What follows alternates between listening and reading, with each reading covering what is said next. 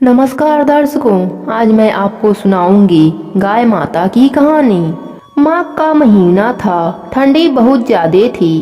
मैं घर से निकलना नहीं चाहता था, पर रिश्तेदार के घर छोटा सा कार्यक्रम था, इसलिए परिवार के लोग जबरदस्ती भेज दिए। चलते चलते मैं कुछ देर के लिए एक चौतरे पर बैठ गया। तभी देखा एक बड़ी सी गाड़ी वहां आई और उसमें से एक बूढ़े सेठ जी उतरे। उनके पहनावे से ही वह बहुत अमीर लग रहे थे। उनके हाथ में एक थैला था। वह थैला लेकर एक चौतरे पर बैठे। उन्होंने उस थैले में से गुड़ की ढेली निकाली और चौतरे पर रख दिया। वहीं बैठी गायों के तरफ हाथ करके आओ आओ कहकर बुलाया। पलक झपकते ही सब गायें उनके पास इकट्ठा हो गईं। वह गुड़ कुछ गायों को अपने हाथ से खिला रहे थे और कुछ गायें अपने आप से गुड़ खा रही थीं। जब सब गुड़ गाय खा लीं, तब वहां से चली गईं।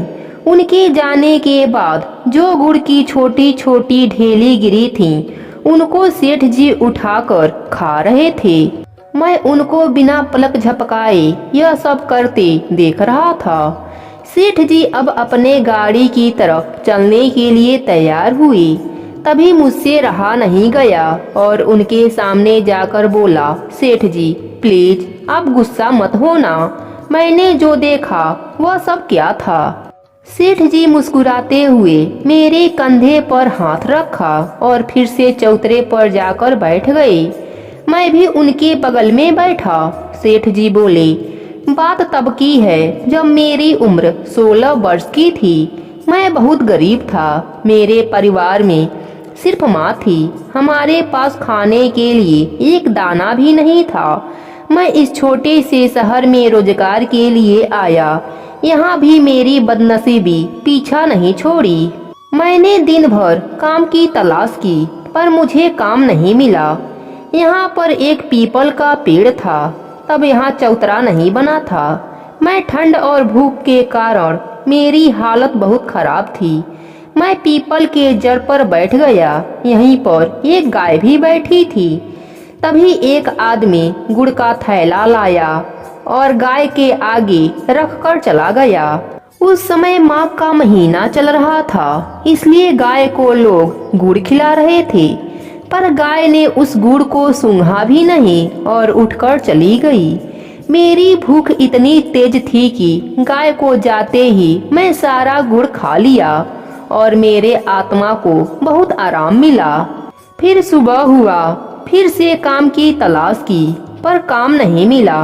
मैं फिर से पेड़ के नीचे आया। फिर एक आदमी उसी गाय को गुड़ डाल गया। फिर गाय गुड़ को बिना छुए चली गई और मैंने गुड़ खा के सो गया।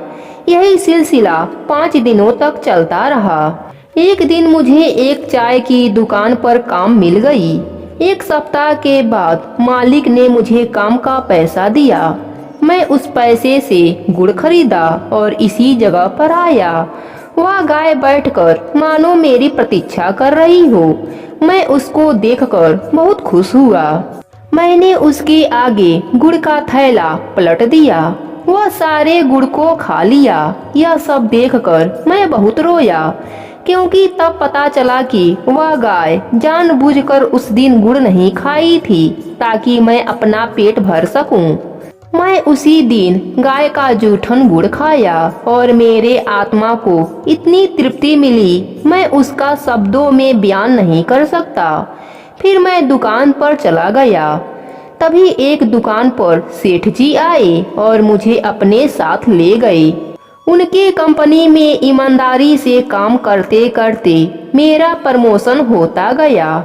आज मैं इतने पैसे वाला हूँ कि लाखों रुपए मैं दान में देता हूँ, पर मुझे जो सुख इस गाय के जूठन में मिलता है, वह सुख मुझे और कहीं नहीं मिलता। अब सेठ जी उठकर गाड़ी में बैठकर चले गए। मैं उनको देखता ही रह गया। मैं फिर से चौतरे पर गया। वहाँ पर कुछ गुड़ के टुकड़े गिरे थे। मैं उनको उठाकर खाने लगा। सच में इतना अच्छा स्वाद मैंने कभी पहले नहीं महसूस किया था। जब मैं शाम को घर आया तो किताबें उठाकर गायों के बारे में खोजने लगा। तब हमको पता चला कि गाय को माघ माह में गुड़ खिलाना मनुष्य के समृद्धि से जोड़ा गया है। गाय का जूठा, यहाँ तक कि गाय का गौमूत्र भी अमृत के समान होता है। जय हो गौ माता की।